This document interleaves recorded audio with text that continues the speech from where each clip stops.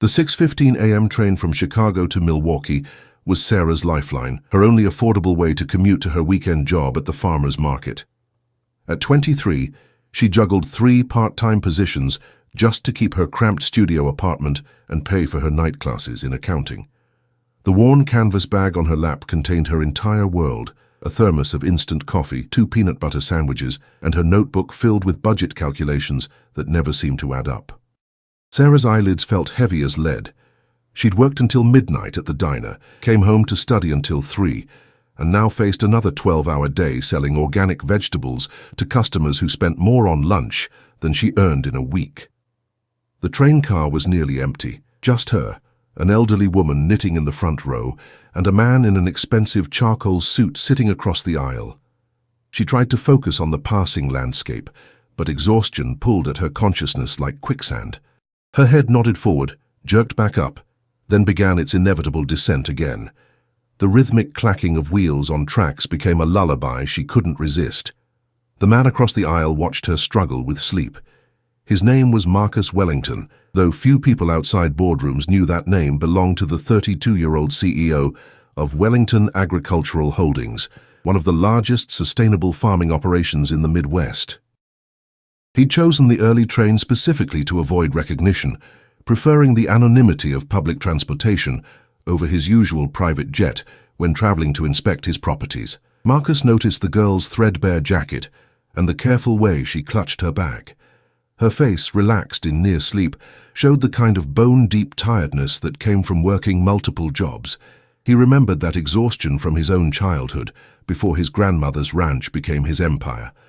When Sarah's head finally lolled to the side, landing gently against his shoulder, Marcus made a decision that would change both their lives. He didn't move away.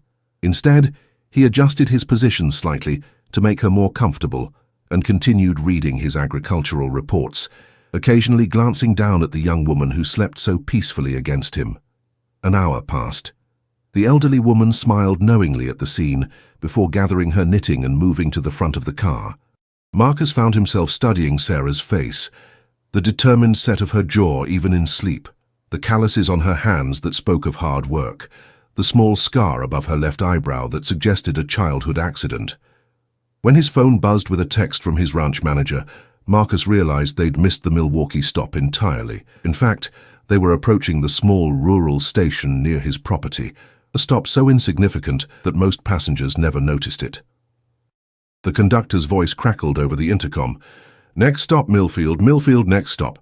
Sarah stirred slightly but didn't wake. Marcus looked at her peaceful expression and made another impulsive decision. When the train shuddered to a halt at Millfield, he gently lifted Sarah in his arms, grabbed her bag and carried her off the train. She weighed almost nothing, and her head nestled naturally against his chest as he walked across the platform to where his ranch truck waited. His manager, Tom Rodriguez, looked surprised to see his boss carrying an unconscious young woman. "Everything all right, Mr. Wellington? She fell asleep on the train," Marcus explained, settling Sarah carefully in the passenger seat. "We'll let her rest at the house until she wakes up properly. Then we'll figure out how to get her where she needs to go." The drive to Wellington Ranch took 20 minutes through rolling hills, dotted with cattle and fields of corn stretching to the horizon. Sarah slept through it all, occasionally murmuring something unintelligible but never fully waking. Marcus couldn't explain why he'd taken such an extraordinary action. Perhaps it was the vulnerability he'd seen in her sleep, or the recognition of someone fighting the same battles he'd once fought. Wellington Ranch sprawled across 3,000 acres of prime Illinois farmland. The main house, a restored Victorian mansion that had belonged to Marcus's great-grandmother, sat atop a gentle hill overlooking the entire operation. Marcus had spent millions renovating it while maintaining its original character, wraparound porches, gabled windows and gardens that his grandmother had planted decades ago. He carried Sarah to the guest room on the first floor, laying her gently on the antique quilt that covered the 4-poster bed. Her breathing was deep and regular, and color had returned to her pale cheeks. Marcus placed her bag on the nearby chair and left a glass of water on the nightstand. Downstairs, he found himself pacing the kitchen while his housekeeper, Mrs. Chen, prepared breakfast. "You did what?" she asked, her eyes wide with disbelief. She looked exhausted, Mrs. Chen, completely worn out. "I couldn't just wake her up and send her on her way." And what happens when she wakes up in a strange place? She'll be terrified. Marcus hadn't fully considered that possibility. He'd acted on instinct, driven by a protective impulse he didn't entirely understand. We'll explain everything. Make sure she knows she's safe. But as he stood looking out the kitchen window at his vast property, Marcus wondered what had really motivated his actions. Was it genuine concern for a tired stranger, or something deeper? A loneliness that success had never quite filled. Upstairs, Sarah began to stir, her consciousness slowly returning like a tide creeping up a beach. But something was wrong. The sounds were all different. Birds chirping instead of city traffic, a gentle breeze rustling leaves instead of bus engines and car horns. And the smell, instead of exhaust fumes and urban decay, she detected fresh air tinged with hay and wildflowers. Her eyes flew open to find herself in a room she'd never seen before, sunlight streaming through lace curtains onto walls, painted a soft yellow. Panic shot through her chest like electricity. Sarah bolted upright in the unfamiliar bed, her heart hammering against her ribs. The room was beautiful. Too beautiful, with its polished hardwood floors, antique furniture, and oil paintings of pastoral scenes, nothing like anywhere she'd ever been able to afford. Her first instinct was to run, but her legs felt unsteady as she swung them over the side of the bed. "Where am I?" she whispered to herself, clutching her canvas bag like a lifeline. The last thing she remembered was settling into her train seat, fighting sleep as the morning light streamed through the windows. Now sunlight slanted differently through these windows, suggesting hours had passed. Voices drifted up from somewhere below, a man's deep tone and a woman's lighter one, speaking in what sounded like friendly conversation. Sarah crept to the window and gasped. Rolling green fields stretched to the horizon, dotted with grazing cattle, and what looked like a red barn in the distance. This wasn't Milwaukee. This wasn't anywhere near where she was supposed to be. Panic gave way to practical concern. She was supposed to be at the farmer's market by now. Mrs. Patterson, who ran the organic vegetable stand, would fire her if she didn't show up. Sarah couldn't afford to lose another job, not when she was already 2 weeks behind on rent. A gentle knock at the door made her freeze. "Come in," she called softly, her voice barely audible. The door opened to reveal an Asian woman in her 50s, carrying a tray with steaming coffee and what smelled like fresh-baked bread. Her smile was warm but cautious. "Good morning, dear. I'm Mrs. Chen, the housekeeper here. How are you feeling?" "I'm confused," Sarah admitted, accepting the tray gratefully. The coffee was real coffee, not the instant powder she was used to, and it smelled like heaven. "Where exactly am I?" "Wellington Ranch, about 40 miles southwest of Chicago. Mr. Wellington brought you here after you fell asleep on the train this morning."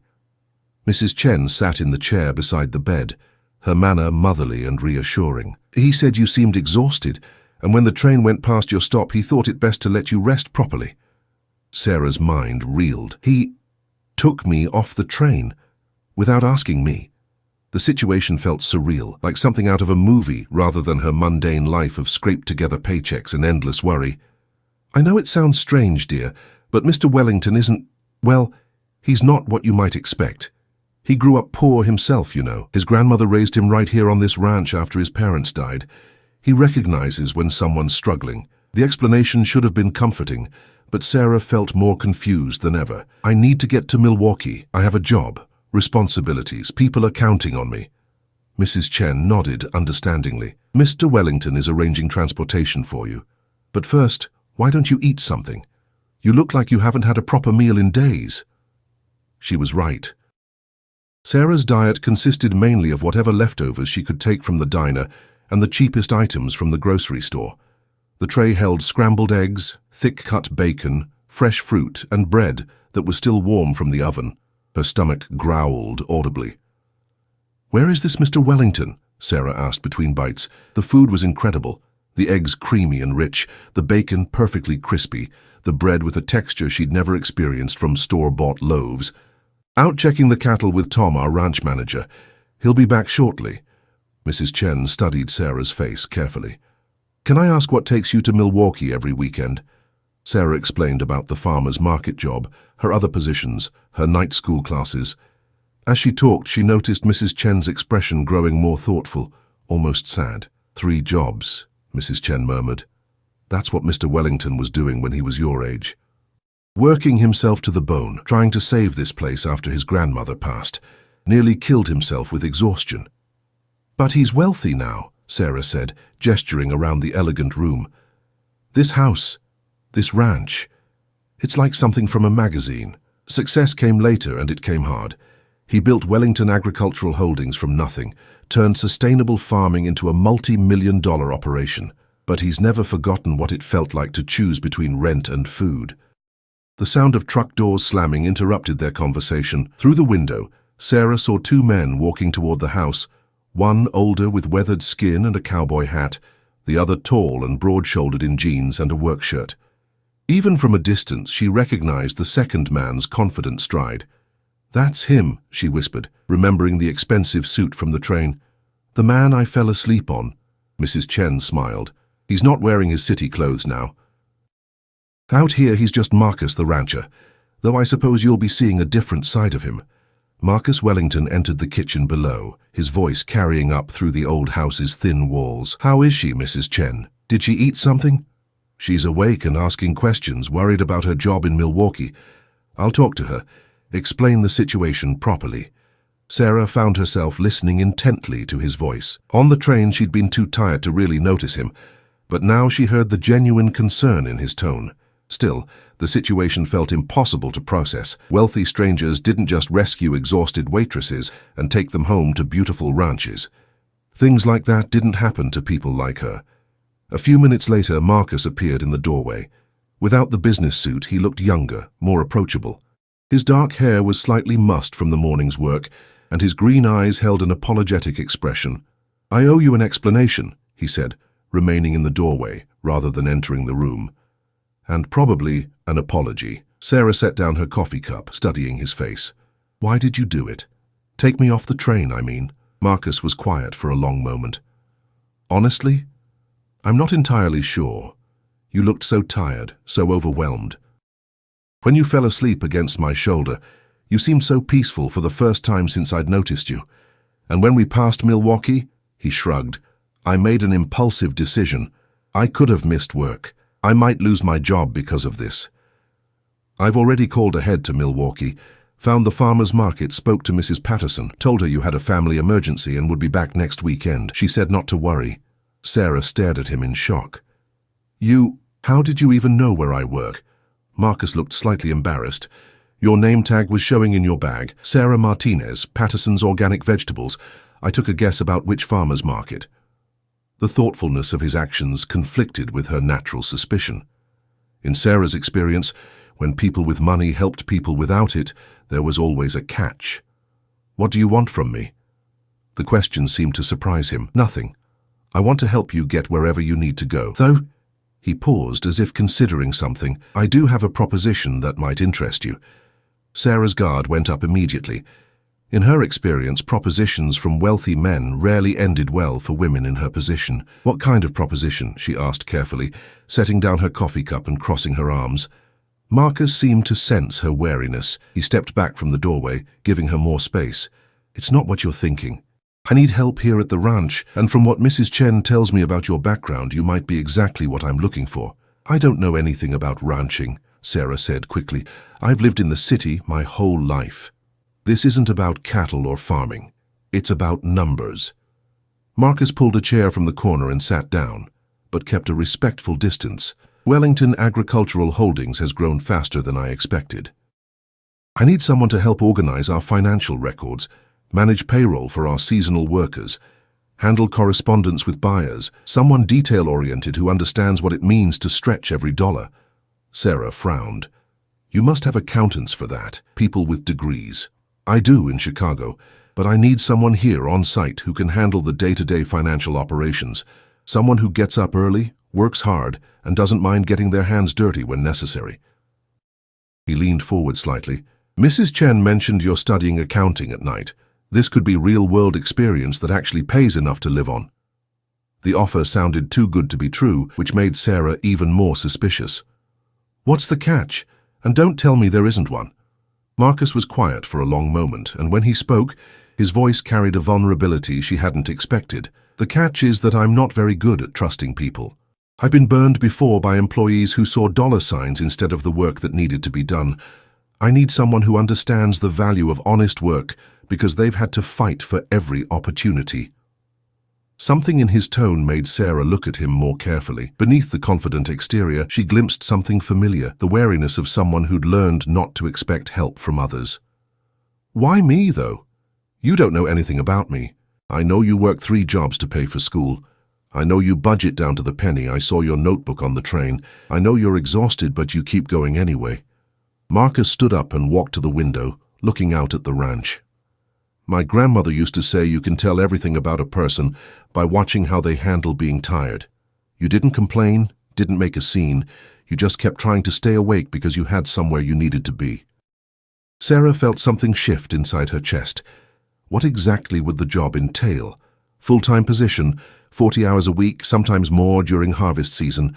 You'd have an office in the main house, handle all the ranch's bookkeeping, coordinate with our distributors, manage employee records. The pay would be $60,000 a year to start, plus health benefits and housing. Sarah's breath caught.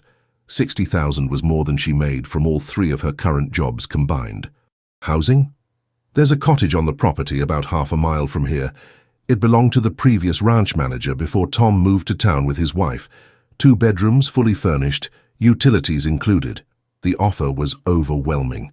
Sarah stood up and walked to the window beside Marcus, needing to move to think. The view was breathtaking.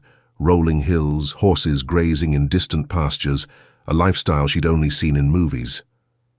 This is crazy, she whispered. Yesterday I was scraping together rent money, and now you're offering me a dream job. Things like this don't happen to people like me. They don't happen to people like me either, Marcus said quietly.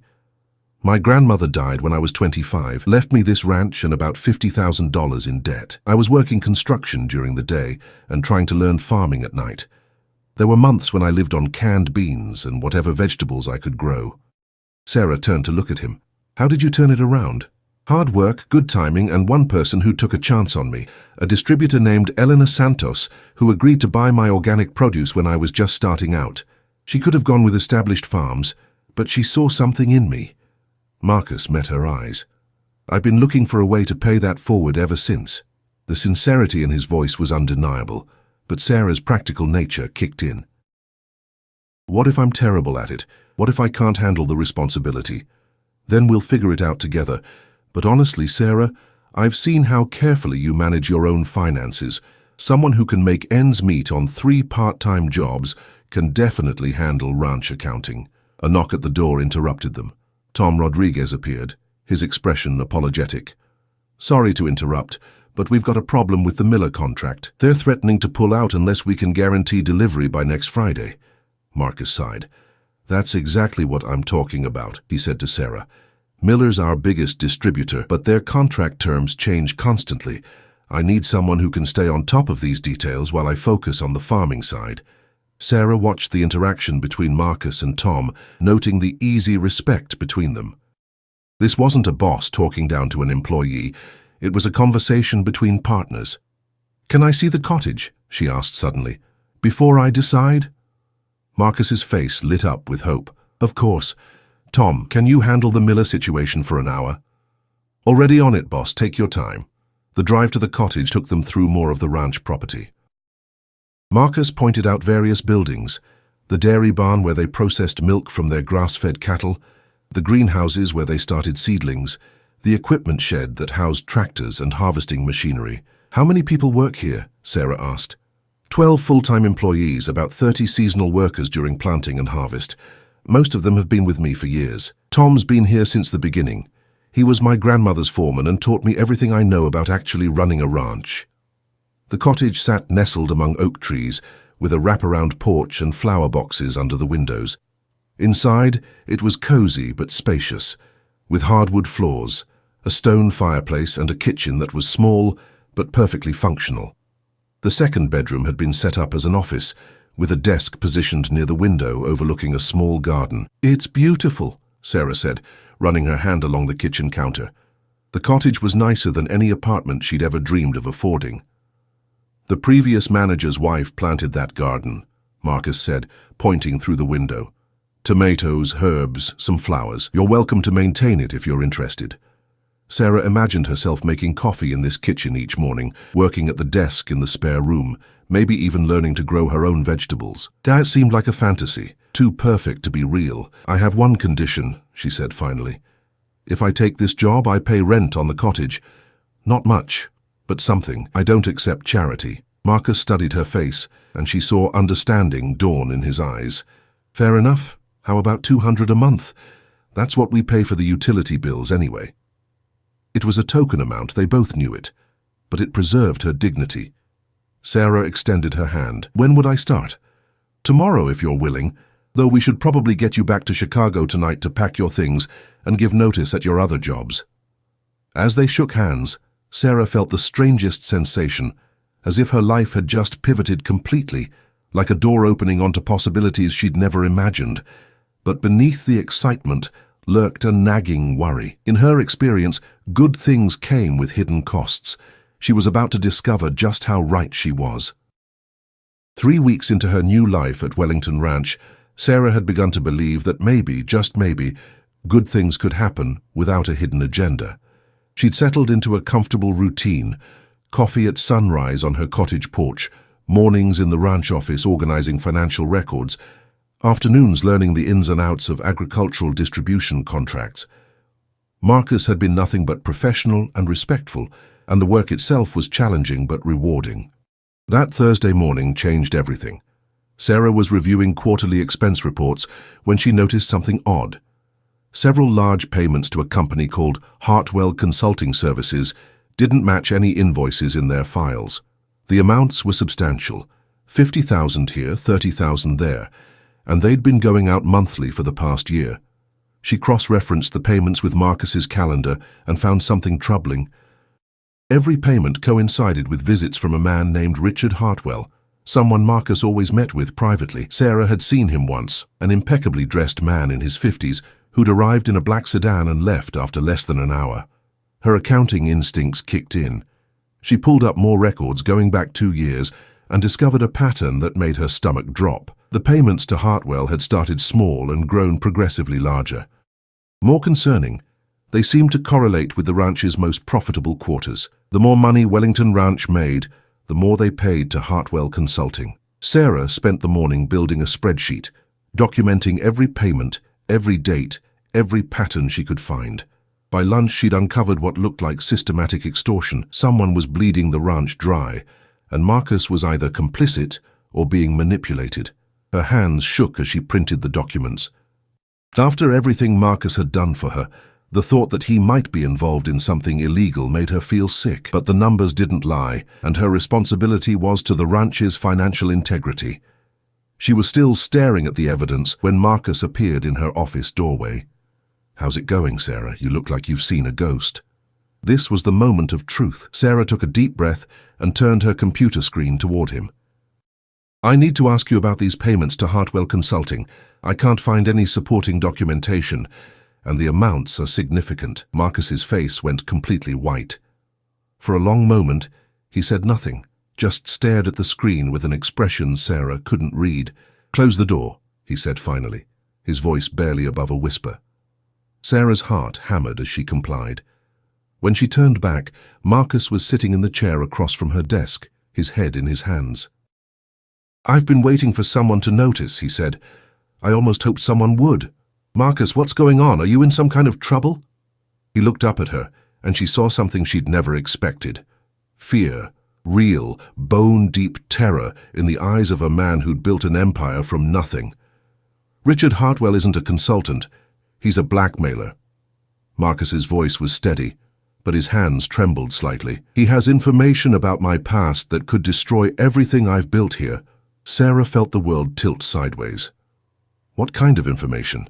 Marcus stood and walked to the window, staring out at the ranch he'd poured his life into. "When I was 26, desperate to save this place after my grandmother died, I made a decision I've regretted every day since. I forged some documents to get a loan, changed some financial records to make the ranch look more profitable than it was." The confession hung in the air between them. Sarah waited, knowing there was more. "The loan went through and I was able to save the ranch. I paid it back within 2 years with interest, once the business started succeeding legitimately. I thought it was behind me. Marcus turned back to face her, but Hartwell was working at the bank back then. He kept copies of the original documents and the ones I'd altered. How long has he been blackmailing you? 18 months. It started small. He said he just needed help with some consulting fees, but the demands kept growing. Last month he wanted 75,000. Sarah looked at her spreadsheet, calculating quickly. Marcus, at this rate, he'll bankrupt you within 2 years. The ranch can't sustain these payments. I know, his voice was hollow, but if this comes out, I'll lose everything. Not just the money, my reputation, my contracts, probably criminal charges for the original fraud. Everyone who works here, everyone who depends on this place. He gestured helplessly. How do I destroy dozens of lives to save myself? Sarah studied his face, seeing not the successful CEO who'd rescued her from poverty, but a scared young man who'd made one desperate mistake and been paying for it ever since. The irony wasn't lost on her. She'd suspected him of being the criminal, when in reality he was the victim. There has to be another way, she said. We can't let him keep bleeding you dry. We? Marcus looked surprised. You gave me a chance when no one else would.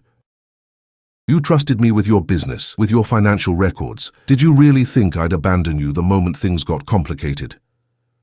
For the first time since she'd known him, Marcus's composed exterior cracked completely. His eyes filled with tears he was too proud to let fall. Sarah, you don't understand. If you're associated with me when this comes out, then we make sure it doesn't come out. Not the way Hartwell wants it to. Sarah turned back to her computer, her mind already racing. You said he has the original documents. Copies, he showed them to me, and he's demanding more money. Next payment is due Friday, 80,000 this time. Sarah was quiet for several minutes, studying the payment patterns, cross-referencing them with other ranch records. Slowly, an idea began to form, a risky plan that would require perfect timing and complete trust. Marcus, I need you to tell me everything about Richard Hartwell. Where he works now, who his clients are, what he cares about most. Over the next hour, Marcus shared everything he knew. Hartwell ran a small consulting firm in Chicago, catering to wealthy clients who valued discretion. His reputation was everything to him. One whiff of scandal would destroy his business. He was also, according to Marcus, incredibly arrogant and prone to bragging about his successes. Perfect, Sarah said, a plan crystallizing in her mind. Here's what we're going to do. That Friday, Richard Hartwell arrived at Wellington Ranch, expecting his largest payment yet. Instead, he found Marcus waiting in the ranch office with a briefcase full of cash and an expression of defeated resignation. 80,000, as requested, Marcus said, sliding the briefcase across the desk. But this is getting out of hand, Richard. I can't keep bleeding money like this. Hartwell smiled coldly, counting the bills with practiced efficiency. That's not my problem, Wellington. You should have thought about consequences 26 years ago. Actually, said a voice from the doorway, maybe we should talk about consequences. Hartwell spun around to see Sarah entering the office, carrying a thick folder and wearing a confident smile that didn't match her usual demeanor. Who the hell is this? Hartwell demanded. Sarah Martinez, she said, setting the folder on the desk between them. I'm a private investigator specializing in corporate fraud cases. The lie rolled off her tongue with surprising ease. Sarah had spent the week researching everything she could about Hartwell, his business, his clients, his personal life. What she'd discovered had given her the ammunition she needed. Mr. Hartwell, I've been hired by several of your consulting clients to investigate some irregularities in their accounts. Imagine my surprise when I discovered that you've been using confidential client information to extort money from other businesses. Hartwell's face went pale. I don't know what you're talking about. Sarah opened the folder and spread out documents. Not just the Wellington Ranch payment records, but bank statements she'd obtained through careful social engineering, business records she'd accessed through public databases, and photographs she'd taken of Hartwell meeting with various clients. Hartwell Consulting Services has been very busy, she continued. In addition to your arrangement with Mr. Wellington, I've documented similar payment patterns from at least 3 other businesses, all coincidentally timed with your consulting visits to their competitors. This was Sarah's masterstroke. She'd spent days researching Hartwell's other clients and had discovered a pattern. He consulted for several competing agricultural businesses in the region. While she couldn't prove he was blackmailing them too, the timeline was suspicious enough to create doubt. You've been using your position as a consultant to gather competitive intelligence, then approaching rival companies with insider information and demanding payment for your silence. It's a beautiful scheme, really, but you made one critical error. Hartwell was sweating now. What error? You kept records of everything. Tax filings for your consulting business, deposit records for your unusual cash influxes, even mileage logs for your trips to visit various clients. Sarah pulled out a ledger she'd created, filled with dates and amounts that painted a damning picture. The pattern is clear to anyone who knows how to look. You're bluffing, Hartwell said, but his voice lacked conviction. Am I? Because I have meetings scheduled with 3 of your biggest clients next week. I wonder how they'll feel knowing their trusted consultant has been selling their secrets to competitors. Sarah leaned back in her chair. Thomas Brennan at Midwest Organic, Elena Rodriguez at Green Valley Farms, and Margaret Chen at Prairie Wind Ranch. They've all been very generous with their consulting fees lately, haven't they? The blood drained from Hartwell's face. These were his most lucrative clients, the foundation of his business reputation. What do you want? He whispered. Simple. You're going to return every penny you've extorted from Mr. Wellington, with interest. You're going to destroy any documents you have relating to his past business dealings, and you're going to disappear from his life permanently. And if I don't, Sarah smiled, then I make some phone calls, and your consulting business becomes very interesting to a lot of people who don't appreciate being manipulated. Corporate clients tend to be unforgiving when they discover their consultant has been working both sides of the street. The beauty of Sarah's plan was that it didn't require any lies about evidence or legal threats. Everything she'd told Hartwell was true. His pattern of behavior was suspicious. His clients would be furious if they suspected he was selling information, and his reputation would be destroyed if the business community lost trust in him. You have 48 hours to transfer $450,000 to this account, Sarah said, sliding a paper across the desk.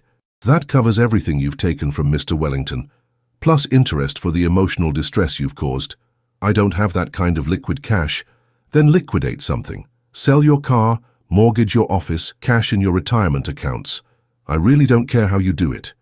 Sarah's voice turned ice cold. Because if that money isn't transferred by Sunday night, Monday morning, I start making phone calls to your clients. All of them. Hartwell looked back and forth between Sarah and Marcus, realizing he was completely outmaneuvered. His blackmail scheme had been turned against him, and his victim had become his prosecutor. This is insane, he muttered, but he was already reaching for his phone. No, Sarah said quietly. Insane was thinking you could terrorize good people indefinitely without consequences. This is just justice. 2 days later, Sarah sat on her cottage porch, watching Marcus walk across the ranch grounds with a lightness in his step she'd never seen before. The money had been transferred, the documents destroyed, and Hartwell had agreed in writing to never contact Wellington Ranch again. Marcus appeared on her porch, carrying 2 cups of coffee and wearing a grin that made him look 10 years younger. Any word from our friend Richard? He asked, settling into the chair beside her. Radio silence. And it'll stay that way. I may have also mentioned that I'd be monitoring his business activities for the foreseeable future, just to make sure he doesn't develop any new entrepreneurial ventures. You know, for someone who's never worked as a private investigator, you were remarkably convincing. Sarah laughed. Growing up poor teaches you to be resourceful, and working 3 jobs taught me how to research anything quickly. The rest was just confidence and good timing. I still can't believe you pulled that off. How did you know he wouldn't call your bluff? Because bullies always assume everyone else is as dishonest as they are.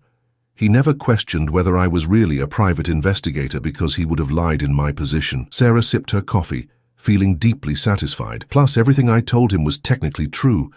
I just let him draw his own conclusions about what it meant. Marcus shook his head in amazement. Where did you learn to think like that? Survival. When you're fighting to keep your head above water, you learn to use every advantage you can find. I just applied those same skills to a different problem.